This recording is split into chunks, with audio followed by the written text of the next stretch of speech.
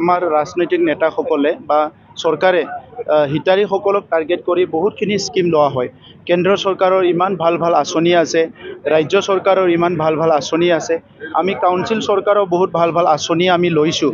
এই আঁচনিবিলাক সঠিকভাৱে ৰূপায়ণ নহ'লে যিটো উদ্দেশ্য লৈ সেই আঁচনিবিলাক আৰম্ভ কৰা হৈছে বা আঁচনিবিলাক দিয়া হৈছে সেইটো মানে সঁচা অৰ্থত আমি ইয়াৰ বেনিফিটটো নাপাম। গতিকে ভাৰতৰ অৰ্থনীতিটো আগুৱাই নিবৰ কাৰণে, ভাৰতৰ সমাজখন সুস্থিৰতা আনিবৰ কাৰণে অৰ্থনৈতিক বিকাশটো অত্যন্ত দৰকাৰ। আমাৰ প্ৰধানমন্ত্ৰী ডাঙৰীয়াই ভাৰতবৰ্ষখন এখন বিকশিত দেশ গঢ়াৰ কাৰণে এটা সংকল্প লৈছে।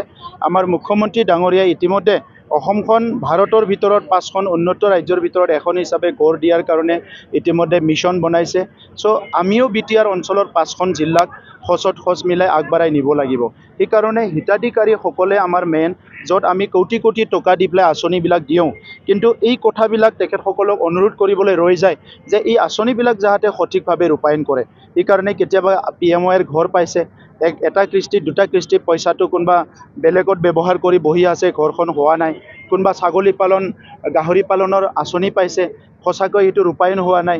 তো সি যদি সঁচাকৈ এইটো ৰূপায়ণ হ'লেহেঁতেন অৰ্থনৈতিকভাৱে আগুৱাই যাব পালে হয়। কিছুমানক আমি হেণ্ডলুম মিছনত বোৱনী শিপিনীসকলক আমি সহায় কৰিছোঁ, কিন্তু কোনোবাই এই তাঁতশালবিলাক বিক্ৰী কৰি দিলে এই কামবিলাক নহ'ব।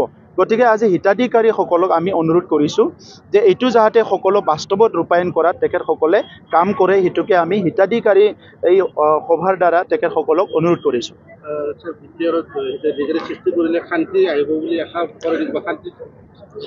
হিতাধিকাৰী আৰু শান্তি দুটা বিষয়। হিতাধিকাৰী কথাটো কি হয়, মানুহ অশান্তি কিয় হয়?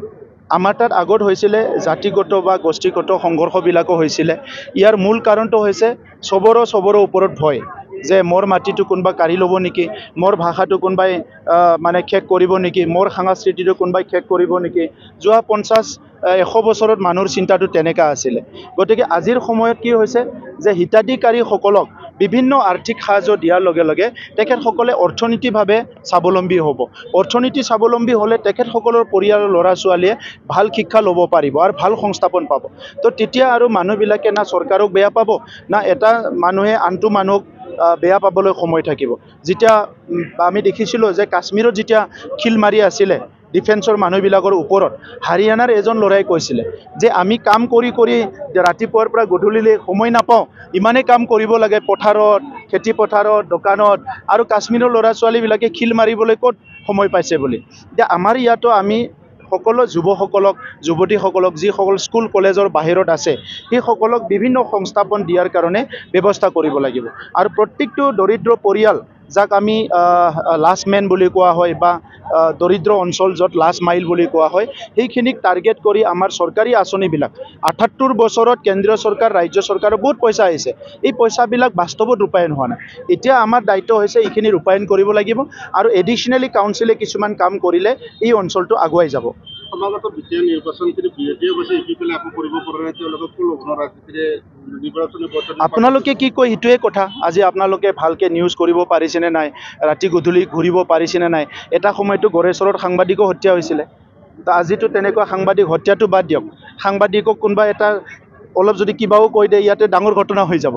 সাংবাদিকৰ প্ৰতি এটা ছিকিউৰিটি আহি গৈছে, যাকে তাকে গালি পাৰিব পাৰে। মোৰ ওপৰতে কিমান নিউজ কৰে, মই কিবা কাৰোবাক ধমকি দিছোঁ নেকি বা বেয়াকৈ কৈছোঁ নেকি, সেইটোৱে পৰিৱৰ্তন। গতিকে বিৰোধীৰ কথাটো হ'ল তেখেতসকলে বগাটোকো ক'লা দেখা পায়, ৰঙাটোকো ক'লা দেখা পায়, হালধীয়াটোকো ক'লা দেখা পায়। আমি কিন্তু এনেকুৱা জটিল বিষয়, বড়োলেণ্ডত যদি 10খন স্কুল প্ৰভিঞ্চিয়েলাইজ কৰে অসমতো প্ৰেছাৰ আহিব।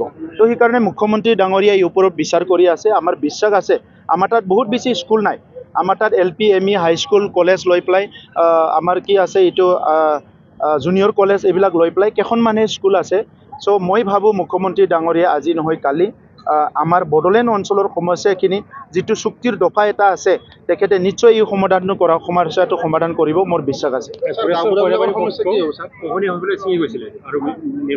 পবিত্ৰ বৰাই যোৱাকালি ৰাতিও ফোন কৰিছে, মই তেখেতক কৈছোঁ আজি এই মিটিংটো শেষ হ'লে য'ত কামটো কৰিব লাগে মই তেখেতক কৈ দিছোঁ।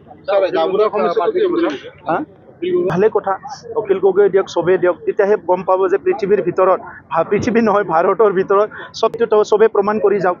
আৰু হয় আৰু বিজেপিৰ লগতহে মূল যুদ্ধখন হ'ব। মই ভাবোঁ বিজেপিৰ লগতো নহ'ব, ডনাল্ড ট্ৰাম্পৰ লগত হ'ব পাৰে। চন্দন বাবুক ফচাই থৈ দিয়ক, চন্দন বাবুৱে কাম পাব। মই ফাঁচাই দিছোঁ, আমি তেখেতক অহাৰ লগে লগে চৰকাৰৰ এৰিছোঁ। তেখেতে কি কৰিছিলে? তেখেতৰ নিজৰ সতীৰ্থ হয়। হাগ্ৰামা মহিলাৰী ডাঙৰীয়াটো চন্দন ব্ৰহ্ম, বাও ব্ৰহ্ম আৰু আমাৰ কি কয় শাম্ভা বৰগোহাঁই নাথাকাৰ পিছত তেখেতৰ সোঁ হাতো নাই, বাওঁ হাতো নাই দেখা পাব। গাঁওবুঢ়া সমস্যাটো কি হ'ব?